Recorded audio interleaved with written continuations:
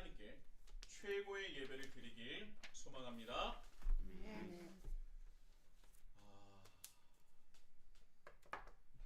오늘 그 말씀으로 바로 들어가도록 하겠습니다. 지난주에 이어 위엄과 권위에 대한 말씀으로 은혜를 나누고자 합니다. 오늘 이 요한복음 7장의 말씀은 요한복음 7장의 말씀의 그 상황은 이렇습니다. 초막절에 예수님께서 성전에서 당당하게 말씀을 전하십니다. 자신을 죽이려 하는 그런 사람들을 뒤로 한 채 수많은 사람들 앞에서 하나님의 말씀을 가르치시기 시작합니다. 그런데요, 그 초막절인데 이 초막절에서 단연 화제의 인물은 예수님이었고 수많은 사람들이 그 예수님을 보고 싶어 했습니다. 또 그 보고 싶어 하는 사람들의 각각 예수님은 어떤 분이라고 하는 그런 평가가 다들 달랐어요. 어떤 사람은 예수님더러 선지자라 하는 사람도 있었고요. 아니다, 우리가 그토록 기다리던 메시아 그리스도다 라고 하는 사람들도 있었습니다. 이제까지 예수님께서 보여주신 그 모든 예언의 성취를 보면은 이분이 그리스도가 아니면 누가 그리스도겠느냐라고 하는 사람들이 있었어요. 그런데요, 아예 예수님의 존재 자체를 부인하며 선동꾼이다, 사람을 미혹해 하는 자다 라고 여기며 말을 하는 사람도 있었습니다. 그런데 여기서 가장 중요한 것이 있죠. 그 당시 종교 지도자들, 대제사장이나 바리새인들은 처음에 예수님에 대해서 별다르게 큰 반응을 하지 않았습니다. 알아서 이제까지 수많은 메시아가, 자칭 그리스도 메시아가 나왔지만 수많은 사람들이 선동하다가 자기 스스로가 사라졌다는 것을 들고 점차 잠잠하여질 것이다 라고 생각을 했던 것이죠. 그런데 그 반응이, 예수님을 향한 반응과 예수님에 대해서 정말 대단하고 정말 이분이 분명히 그리스도다 라고 하는 사람들이 점점 많아지자, 그 영향력이 점점 커지자 이 대제사장들과 바리새인들이 예수님에 대해서 관심을 안 가질 수가 없었던 거예요. 예수님이 전하시는 말씀 그리고 행하시는 그 모든 것들이 그들로 하여금 경각심마저 가지게 했다는 것입니다. 그래서 결국 예수님을 죽이려고 하는 겁니다. 자신들의 권위를 이제까지 지탱해 줬었던 그 율법에 관한 자신들만의 기준을 예수님께서 재정의하시는 거예요. 바로 잡으시고 올바르게 잡아주시는 것이죠.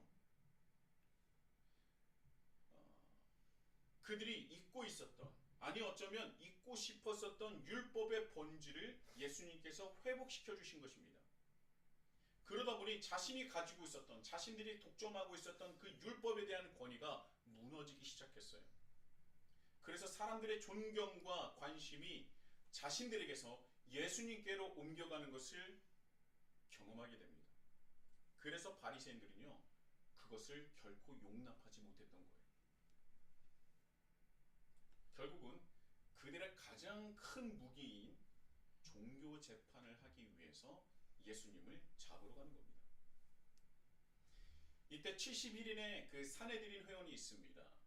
그들이 가지고 있었던 영향력이 얼마나 컸냐면, 우리나라는 행정과 사법과 입법 이 삼권 분리가 되어 있지만, 그러나 이때 당시에 유대 땅에는 산헤드린 공의회 이 회원들이 가지고 있었던 것이 무엇이냐? 입법권과 사법권을 동시에 가지고 있었어요. 그래서 그들이 정하는 법이 곧 법이 됐고, 그들이 재판하는 모든 재판이 그대로 행해지게 되었습니다. 그 강력한 힘을 가지고 있었던 사람들이 대제사장들과 바리새인들, 그들이었던 거예요.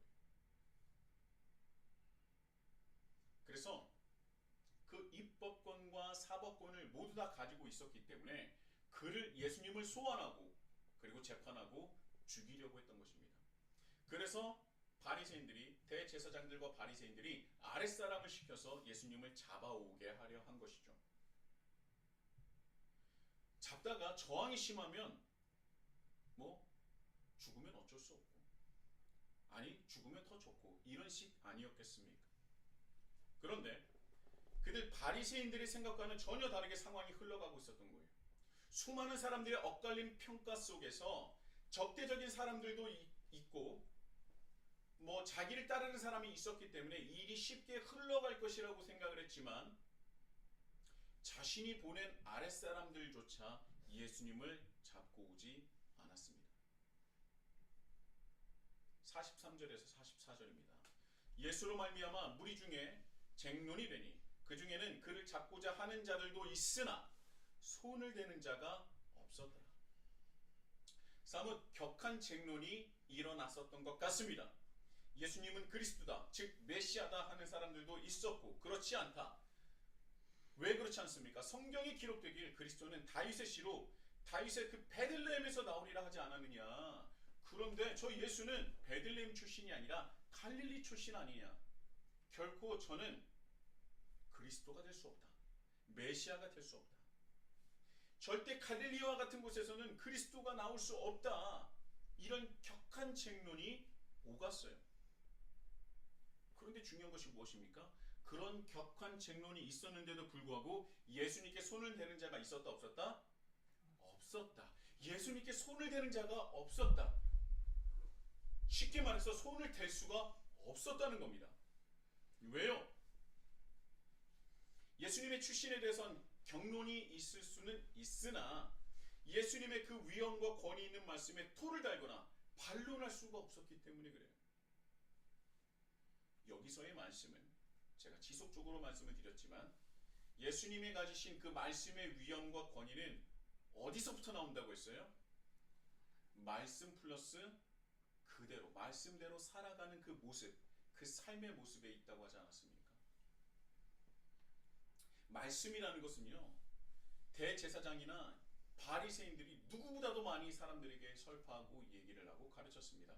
그런데 그들이 예수님께서 가지신 위엄과 권위에 미치지 못했었던 이유는 무엇이냐면 그들이 말하는 대로 자신들이 말하는 그대로 살아가지 못했다는 것을 유대인들, 모든 유대인들이 다 알고 있었기 때문에 그래요. 그래서 똑같은 하나님의 말씀을 전하고 있으나 대제사장들과 바리새인들의 말씀에는 위엄과 권위가 실려 있지 않고 반대로 예수님께서는 정말 그들이 천하다고 여기는 갈릴리 출신이었으나 예수님의 말씀의 모든 것에 위엄과 권위가 실려 있었던 것입니다. 언행이 일치되었기 때문이죠. 아무도 예수님께서 하신 말씀에 반박하는 사람이 없었습니다. 아니 반박할 수가 없었던 것입니다. 그 말씀에 대하여 비판이나 토를 다는 이들도 없었어요. 이런 상황이다 보니 하물며 바리새인이 보낸 아랫사람들조차 늘 종교재판을 위해서 늘 사람을 끌고 갔었던 때로는 죽이기까지 했었던 그들이 예수님 앞에 아무것도 하지 못했었던 겁니다. 그리고 결국 빈손으로 돌아가 바리새인에게로 돌아갔던 거예요. 자, 여기서 한 가지 알아야 할 것은 예수님의 말씀에 대하여 단 한 사람도 바리새인조차 반박을 하거나 비판할 수 없었다는 것입니다. 그런 상황이었다는 것을 우리는 알고 있어야 돼요. 이제는 예수님께서 하시는 말씀에 비판할 수 없고 반박할 수 없습니다. 오히려 자신들이 이제까지 말했었던 그 율법의 기준이 흔들리고 있어요. 왜냐하면 자신들은 율법의 본질을 잊었기 때문에, 아니 잊고 싶었기 때문에 자신의 힘을 유지하기 위해서 율법의 본질을 흐리고 싶었게 했는데 예수님께서 오셔서 그 율법을, 온전한 율법을, 하나님께서 주신 율법을 온전하게 말씀하시고 가르치시니 토를 댈 수가 없었던 겁니다. 그러면 이 바리새인들에게 남은 방법이 무엇이냐? 예수님을 비판하거나 예수님을 끌어내릴 수 있는 방법이 무엇이냐? 바로 예수님의 존재 자체에 대해서 부정을 하는 거예요. 무엇입니까? 그리스도는 어디서 날 수 없다? 갈릴리에서 날 수 없다. 그럼 어디에서 난다? 베들레헴에서 나야 된다. 바리새인들과 또 예수님을 비판하는 사람들의 말에 그 말이 아예 근거가 없는 것은 아닙니다. 실제로 구약 말씀에 메시아에 대한 예언이 나오는데요. 먼저는 다윗의 자손에 대한 말씀입니다. 이사야 11장 10절이죠. 그날에 이새의 뿌리에서 한 싹이 나서 만민의 기치로 설 것이요 열방이 그에게로 돌아오리니 그가 거한 곳이 영화로우리라. 이새의 뿌리, 즉 다윗의 자손으로 만민의 기치로 설 존재가 나온다는 거예요. 이새가 누굽니까? 다윗의 아버지. 다윗의 아버지잖아요. 다윗의 뿌리에서, 다윗의 자손에서 메시아가 나온다는 거예요. 지금은 무너져가고 있으나, 아니 이미 다윗의 장막은 무너졌으나 하나님께서는 우리를 버리지 않으시고 다시 세우시며 하나님 나라를 이루실 텐데, 그때 그날에 이새의 뿌리에서, 즉 다윗의 후손으로서 다시 시작할 것이다. 그래서 이런 예언은요, 후대로 계속 지속적으로 또 다른 예언자를 통해서, 또 다른 선지자를 통해서 예언이 되었습니다. 그리고 미가서 5장 2절이죠. 미가서 5장 2절에는 또 이런 말씀이 있습니다. 베들레헴 에브라다야, 너는 유다 족속 중에 작을지라도 이스라엘을 다스릴 자가 내게서 내게로 나올 것이라. 그의 근본은 상고의 영원에 있느니라. 이것이 바로 장차 하나님께서 보내실 메시아에 대한 예언이에요. 베들레헴에서 메시아가 나올 것이다라는 대표적인 말씀이자 예언입니다. 베들레헴에서 이스라엘을 다스릴 자가 나올 것이다. 그의 근본은 상고의 영원에 있느니라. 상고의 영원이라는 것은 어려운 것 같지만 새 번역으로 보면요, 이해하기 쉽습니다. 그러나 너 베들레헴 에브라다야, 너희 유다의 여러 족속 가운데서 작은 족속이지만 이스라엘을 다스릴 자가 내게서 내게로 나올 것이다. 그의 기원은 아득한 옛날 태초에까지 거슬러 올라간다. 이해하기 쉬우시죠?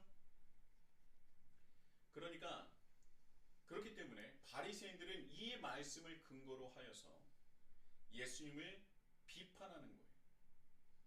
바로 예수님은 메시아가 될 수 없다, 그리스도가 될 수 없다는 논리가 바로 예수님께서의 출신이 갈릴리라는 것입니다.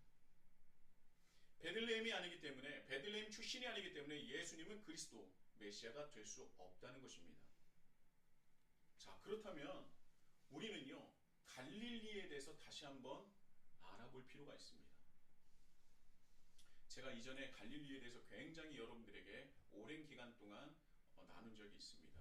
요한복음 2장과 3장에 걸쳐서 보니까 이 재작년의 말씀부터 이 작년 초에까지 정말 10여 주가 넘도록 말씀을 전했던 것 같더라고요.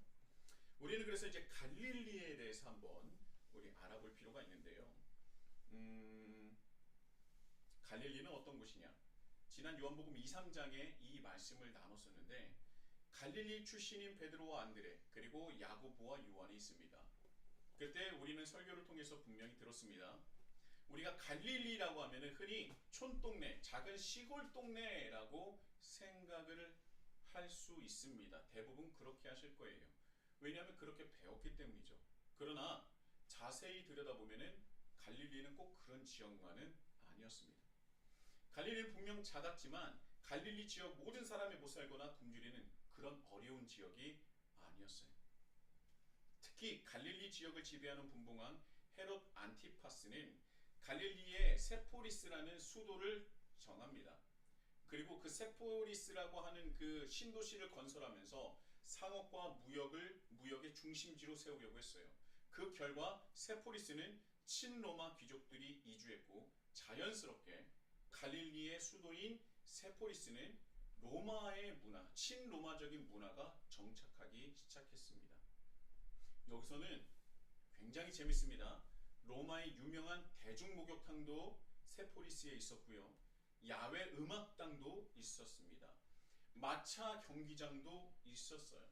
여러분, 우리가 예전에 그 로마 시대의 그 영화를 보면은 마차로 막 경주하는 그런 장면이 있지 않습니까? 그 경기장이 작을까요, 클까요? 엄청 커요. 엄청 크겠죠. 말들이 마차로 돌아다니는데 어마어마한 규모겠죠. 그래서 마차 경기장을 만들려면요, 엄청난 규모 토목공사가 있어야 되고요. 그렇기 때문에 로마의 전폭적인 지원이 없다면 불가능해요. 그렇기 때문에 갈릴리 수도라고 불리는 세포리스는 굉장히 세련됐고 화려했으며 로마 문화를 꽃피웠던 곳입니다. 그랬던 갈릴리에 모든 사람이 굶주리고 낮고 낮은 사람만 있었던 곳이 아니라는 겁니다. 자, 그런데 우리가 다시 한번 왜 베들레헴에서, 미가서에서 베들레헴에서 메시아가 나올 것이다라고 예언을 했을까요? 이것을 그냥 문자적으로만 보고 믿으면 안 되는 거거든요.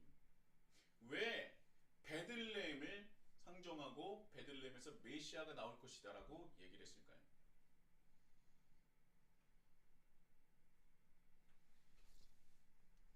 베들레헴은요, 이 당시 가장 약하고 보잘것없는 곳이었습니다. 가장 강력한 힘과 능력을 가진 지역이 아니라 반대로 아무것도 없는, 아무도 돌아보지 않을 만큼 작고 약한 곳이었기 때문이에요. 그래서 베들레헴에서 그 작고 낮고 아무도 돌아보지 않을 만큼 관심 이외의 지역에서 메시아가 나올 것이다 라는 말씀이었던 것입니다. 즉 메시아는 가장 높고 강력한 곳이 아닌 가장 약하고 아무도 관심을 가지지 않을 곳에서 가장 약하고 낮은 자를 위한 메시아를 이 땅에 보내시겠다고 하는 하나님의 뜻이 담긴 말씀이 미가서 5장 2절의 말씀이라는 것입니다.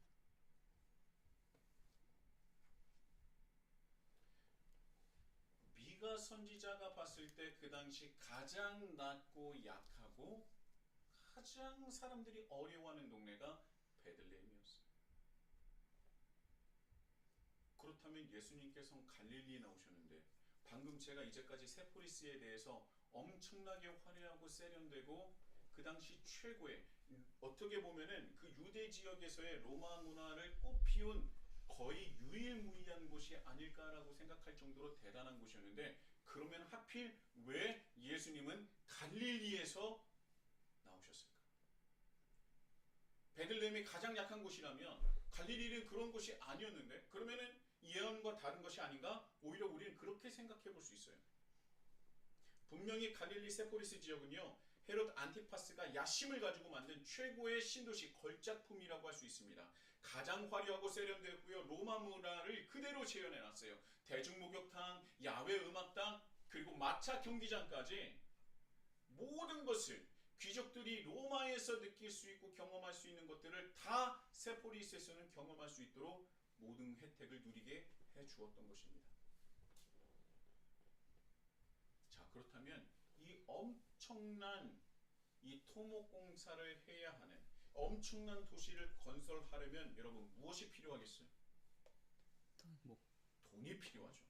그러면 돈만으로 모든 것이 이루어집니까? 아니요. 무엇이 더 필요하겠어요? 자원력. 값싼 노동력이 필요한 거죠. 값싼 노동력이 필요했던 것입니다. 자, 그렇다면 이 값싼 노동력은 어디서부터 공급했을까요? 유대인? 바로 세포리스를 제외한 갈릴리 지역에 사는 사람들을 동원했던 거예요. 세포리스를 건설하기 위한 노동자가 이 갈릴리 전역에 흘러 넘쳤습니다. 요세푸스의 기록에 의하면 장정 15,000명을 이 당시 동원할 수 있는 몇 안 되는 지역 중에 하나가 어디였어요? 갈릴리였어요. 왜요? 이 세포리스라는 이 도시를 건설하기 위해서 수많은 사람들을 끌어모았던 겁니다. 도시 건설을 위해서 석수장이 이 돌을 깎고 뭐 하는 사람들 있지 않습니까? 그리고 목수들, 이 목수가 누구예요? 예수님이잖아요. 상인. 그런데요, 여기선 이스라엘 사람들 뿐만 아니라 이방인들도 집단적으로 이주해 오면서 원래의 갈릴리의 모습이 사라진 지역이 되었어요. 석수장이 뭐 목수, 수많은 상인들, 이방인들이 집단적으로 갑자기 몰려들기 시작하자 완전히 그곳이 변질되기 시작합니다. 그래서 이 땅에서 활동하고 있었으나 활동하지 못하는 사람들이 있었으니 누구냐면 바로 랍비들이에요. 이 사람들이 랍비들을 찾지 않습니다. 그래서 랍비들의 활동이 완전히 사라진 지역이 갈릴리가 된 거예요. 그러니 말씀을 보존할 사람도 없습니다. 말씀으로는 완전히 황폐화된 곳이에요. 그래서 갈릴리 지역이라고 하면은 말씀에 뭐한 자? 말씀에 무식한 자들만 모여 있는 곳이 갈릴리 지역이었어요. 여러분, 여러분 도시를 만드는데요. 값싼 노동력이 필요합니다. 그래서 수많은 사람들을 끌어다 써요. 그래서 가장 화려한 도시 근처에는 가장 착취가 많이 일어났다는 겁니다. 갈릴리 지역은 거의 대부분 소작농이었어요. 세포리스의 귀족들을 먹여 살리는데 그 노동력이 대부분 착취당했습니다. 그 세금에 감당하지 못해서 소작농들은 늘 굶어 죽을 수밖에 없었어요. 가장 화려한 곳에 한 블록만 넘어가면 비참한 사람들이 살아가고 있었다는 겁니다. 돌을 깎는 석수장이나 예수님의 직업이었던 목수들은요, 제대로 된 보상을 받지 못했어요. 끝없는 노동에 끌려가고 착취를 당했던 겁니다. 그래서 이 당시 갈릴리는요, 세포리스라는 지역 이외에 가장 낮은 이들의 고통의 신음소리가 끊이지 않았던 곳입니다. 그런데 그것뿐만 아니라 이방인들과 섞여 혼혈 지역으로 같은 민족에게도 무시받는 지역이었어요. 경멸과 멸시를 당하던 지역이었다는 것입니다. 로마 귀족들은요, 대중목욕탕과 음악당과 마차 경기장에서 화려한 생활을 하고 있지만 반대로 이스라엘 백성들은 가장 힘들고 괴롭고 고통의 나날을 보냈던 것이 이 당시에 미가 선지자의 상황에서 가장 낮고 낮은 곳이 베들레헴이었다면 예수님 당시에 가장 낮고 낮은 곳은 가장 비참한 신음소리가 흘러넘치던 곳이 가장 화려한 도시의 옆 동네 그 갈릴리 지역이었다는 거예요. 그래서 갈릴리에 예수님께서 오신 것입니다. 바리새인들은 문자적으로 베들레헴을 외쳤지만 그 예언에 담긴 하나님의 뜻은 바라보지 못했던 것입니다.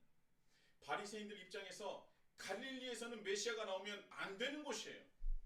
그것은 유대인으로서 경멸과 멸시의 대상이었기 때문입니다. 그 로마를 위한 세포리스라는 그 도시를 위해서 일하던 자들 아닙니까? 혼혈 민족이 넘치는 곳 아니었습니까? 그래서 오늘 말씀 49절에 보면요, 이런 말씀이 있어요. 율법을 알지 못하는 이 무리는 저주를 받은 자로다 라고 얘기합니다. 그게 뭐예요? 갈릴리 지역에 누가 활동하지 못했다고 했습니까? 랍비가 활동하지 못했어요. 그러니까 그들은 율법에 무지했어요. 율법에 무지하다 보니까 그들은 이스라엘 백성도 아니라는 겁니다. 더 나아가서 그들은 혼혈 지역이 되었잖아요. 그러니까 갈릴리를 멸시하는 태도가 거기에 묻어나 있는 겁니다. 율법을 알지 못하는 이 무리는 저주를 받은 자들이다. 그런데 어떻게 갈릴리에서 그리스도가 나올 수 있겠느냐라고 얘기하는 거예요. 그런데 여기서 71인의 사내들인 공의의 회원 중에 한 명인 니고데모가 말합니다. 니고데모 굉장히 용감한 거예요. 대제사장들과 바리새인들이 사내들인 다른 그 회원들이 예수님을 죽이고 이 갈릴리 출신이라는 것을 경멸하고 멸시하고 있는 이 상황에서 니고데모가 이렇게 말합니다. 우리 율법은 사람의 말을 듣고 그 행한 것을 알기 전에 심판하느냐. 이게 무슨 말이에요? 율법은 신명기 17장과 19장에 여기서 나오는 내용이 나오는데요. 그 사람의 죄를 물으려면 반드시 재판이 필요하다는 겁니다. 그러니까 그 당사자의 말도 들어야 하는 것뿐만 아니라 그 사람을 향한 증언을 한 사람의 증언으로 그것을 재판할 수 없다는 거예요. 반드시 당사자의 말을 듣는 것뿐만 아니라 한 사람의 증언이 아니라 두세 사람의 증언까지 다 들어야 된다는 겁니다. 그리고 결론을 내야 된다는 거예요. 니고데모가 보니까 아랫사람들의 말을 몇 마디 듣고 그냥 재판하고 예수님을 죽이려고 그는 그리스도가 아니다라고 결론을 내리고 재판을 끝내려고 하는 거예요. 그러니까 니고데모가 뭐라고 합니까?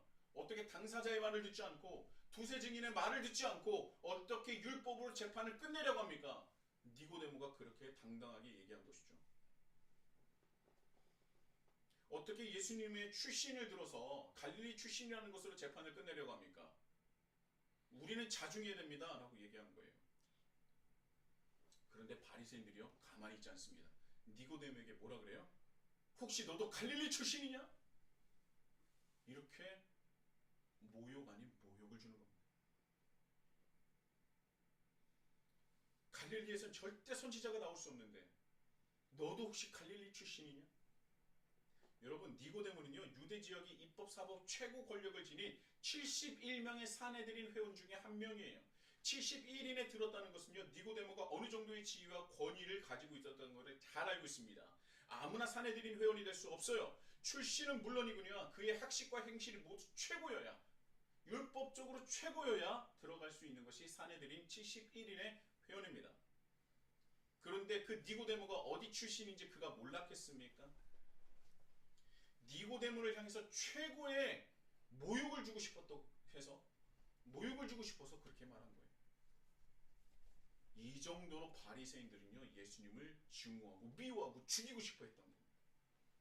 예수님의 말씀을 듣고 반박할 수 없으니 오히려 자신의 행실에 부끄러움을 느끼게 한 게 예수님의 말씀 아닙니까? 그러니까 그 말씀을 중단시키고 싶었던 거예요. 자신이 가진 그 권력을 자칫 이것을 잃어버릴 수도 있기 때문에 위기감을 가졌죠. 그래서 그들이 꺼낸 카드가 예수님의 출신이었던 겁니다. 자, 여기서 또 중요한 말씀이 있어요. 그렇다면 이들이 갈릴리에 대한 말씀을 몰랐을까요? 정말 그들이 갈릴리 출신이었기 때문에 예수님이 그리스도가 될 수 없다라고 정말 그렇게 알고 있었을까요? 그들이 정말 몰랐을까요? 이사야 9장 1절입니다. 전에 고통받던 자들에게는 흑암이 없으리로다. 옛적에는 여호와께서 스불론 땅과 납달리 땅이 멸시를 당하게 하셨더니 후에는 해변길과 요단 저쪽 이방의 갈릴리를 영화롭게 하셨느니라. 어디를 영화롭게 하셨다고요? 갈릴리를 영화롭게 하셨다.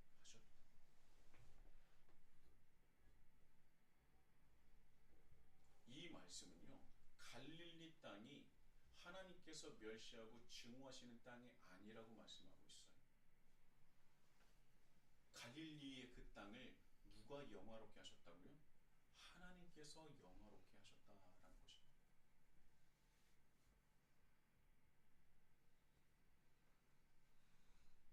베들레헴도 마찬가지고 갈릴리도 마찬가지입니다. 하나님께서 선지자들을 통해 말씀하신 메시아는 가장 높고 화려하고 세련된 곳에 오시지 않아요. 완전한 곳에 오시지 않는다는 것입니다. 가장 약하고 가장 낮은 곳에 임하신다 말씀하신 것입니다. 그리고 그곳이 바로 내 하나님이, 나 여호와 하나님이 영화롭게 만들 곳이다 라고 말씀하시는 거예요. 말씀에 대해서 누구보다도 잘 알고 있는 바리새인들이 그것을 몰랐을까요? 하나님께서 영화롭게 하실 지역이 갈릴리라는 것을 몰랐을까요? 아닙니다. 알고 있었어요. 그러나 그들은 예수님을 인정하고 싶지 않았던 것입니다. 하나님 입장에서, 하나님 마음속에서 갈릴리를 봤을 때 모든 아픈 사람들의 집결지이자 착취와 죽음이 가장 가까운 곳이 이 당시에 갈릴리였던 것이에요. 그래서 하나님께서는 하나님의 성품으로 미루어 볼 때 하나님께서는 갈릴리를 선택하실 수밖에 없었던 것입니다.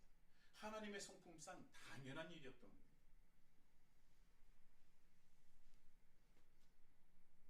하나님의 성품을 잘 나타내는 말씀이 있습니다. 이사야 57장 15절입니다.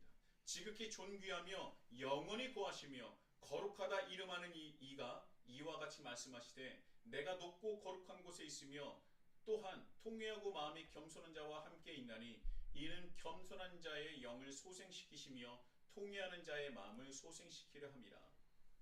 이 말씀을 쉽게 말하면요, 나는 높고 거룩한 곳에 거하는 하나님이지만 마음이 부서지고 심령이 깨어져 망가진 사람들 안에 겸손함을 갖춘 사람들에게 나는 그들의 하나님이다 라고 말씀하시는 거예요. 어떤 사람의 하나님이라고요? 나는 높고 거룩한 곳에 임하는, 나는 그곳에 있는 하나님이지만 그러나 나는 누구의 하나님이냐? 심령이 깨어져서 망가졌지만 그럼에도 불구하고 그 마음속에 겸손함을 갖춘 자들의 하나님이다 라고 말씀하십니다. 그래서 하나님은 심령이 가장 깨어지고 망가진 사람들을 향해서 예수 그리스도를 보내신 거예요. 그것이 갈릴리였던 겁니다. 그래서 예수님께서 말씀하시고 선포하십니다. 마태복음 5장이죠. 심령이 가난한 자는 복이 있나니 천국이 그들의 것입니다. 애통하는 자는 복이 있나니 그들이 위로를 받을 것입니다. 누구에게 천국을 받고 누구에게 위로를 받습니까? 하나님. 하나님께서 보내신 예수 그리스도를 통해서 심령이 가난한 자가 천국을 받을 것이고 애통해하는 자의 그 마음에 위로를 받을 것이다. 그런 분이 하나님이신 거예요. 여러분, 세포리스 그 당시 최고의 도시였을 겁니다. 그러나 최고의 도시에서 가장 풍요로운 곳이 바로 가장 빈곤한 곳이었어요. 이것을 우리는 풍요 속의 빈곤이라고 말하는 것입니다. 지구 역사상 가장 풍요하고 가장 화려하고 모든 것이 세련된 시대를 살아가고 있는 것이 바로 현대인, 바로 우리들입니다. 이렇게 세련되고 이렇게 완벽해 보이는 모든 것이 과학과 기술로 인해서 모든 것이 편해지고 모든 것이 가능할 것 같고 사람이 이제는 화성도 간다고 하지 않습니까? 이렇게 풍요롭고 완전한 세상 같은 이 세상에서, 이 시대에서 반대로 현대인들은 가장 큰 어려움과 괴로움과 고난을 당하면서 살아가고 있습니다. 어찌 보면 2000년 전에 세포리스 옆에 살고 있는 갈릴리처럼 살아가고 있는 건지도 모르겠어요. 이 얼마나 풍요 속의 빈곤입니까? 그렇다면 우리가 하나님을 믿는 우리는 어떤 마음을 가지고 살아가야 하는 것입니까? 이 시대가 주는 그 풍요로움과 풍요 속을 그 풍요로움을 찾아 그것을 더 가지기 위해서 살아가야 되는 것입니까? 아니면 이렇게 어둡고 깨어진 가장 풍요 속의 빈곤을 외칠 수밖에 없는 이 시대에서 심령이 가난하고 애통하는 마음으로 살아가야 되겠습니까? 그냥 심령이 가난하고 애통만 하면서 살아가는 얘기가 아니에요.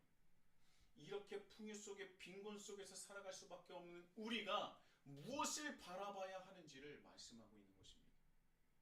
제발 저 풍요를 속에서 악하고 어떻게 보면 좀 있으면 모든 것이 사라질 수밖에 없는 것들에 마음을 빼앗기지 마시고 이 시대에서 하나님을 한번 찾아보는 것은 어떻습니까?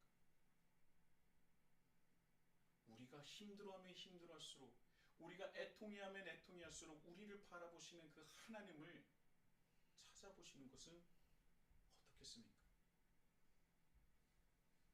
그런데요, 그 안에서도 애통만 한다고 해서 심령이 가난하다고 해서 하나님이 찾아오시는 것이 아닙니다.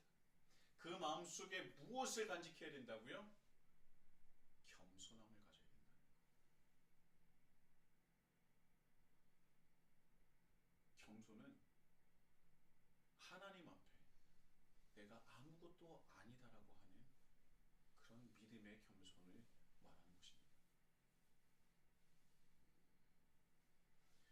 이제까지는 보잘것없지만 그래도 나에게 내세울 것이 무엇인가? 나에게 있는 능력은 무엇인가?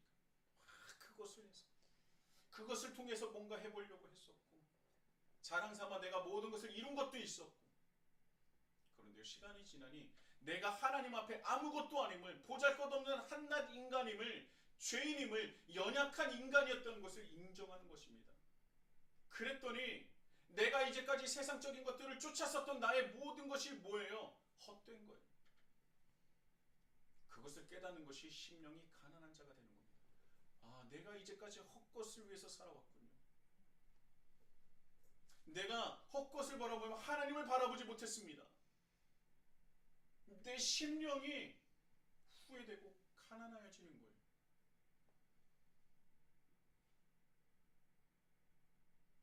그리고 세상을 바라볼 때 아직도 하염없이 정말 이 깨어진 세상 속에서 아둥바둥 살아가며 그 풍요로움 속에 그 세련됨 속에 속아서 아둥바둥하며 살아가는 그들을 바라볼 때 내 마음에 무엇이 나옵니까? 애통함이 그 애통함이 들끓게 되는 거예요.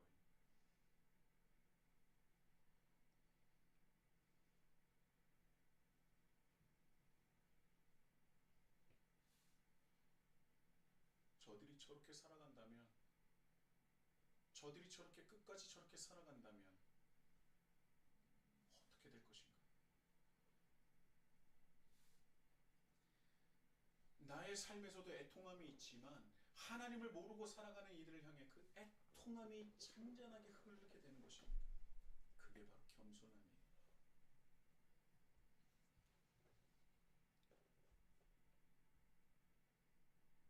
우리가 심령이 가난해지며 이 깨어진 세상 속에서 심령이 가난해지며 애통해하는 그 마음을 가지고 겸손의 믿음을 가지게 된다면 하나님은 반드시 우리를 회복시켜 주시고 다시 일으켜 세워 주시며 힘 주시고 능력을 주실 줄 믿습니다. 아멘. 그때 하나님께서 우리에게 이렇게 말씀하실 거예요. 나는 너의 하나님이다. 나는 너희를 사랑하는 여호와 하나님이다. 내가 너희를 창조한 만군의 여호와 하나님이다. 그렇게 말씀하시며 다가오실 거예요. 아니, 정확하게 말하면 하나님은 이미 우리 옆에 계십니다. 우리와 영원히 함께 하시길 원하시는 그 전지전능하신 하나님이 우리 옆에 계시는 줄 믿습니다. 그것을 경험하고 느끼고 우리의 것으로 받아들이길 원해요. 우리의 하나님, 우리의 아버지의 하나님을 만나시며 경험하시는, 그리스도인으로서 경험할 수 있는 최고의 복과 은혜를 누리시는 우리 히즈라이프 처치가 되시길 예수님의 이름으로 축복합니다. 아멘.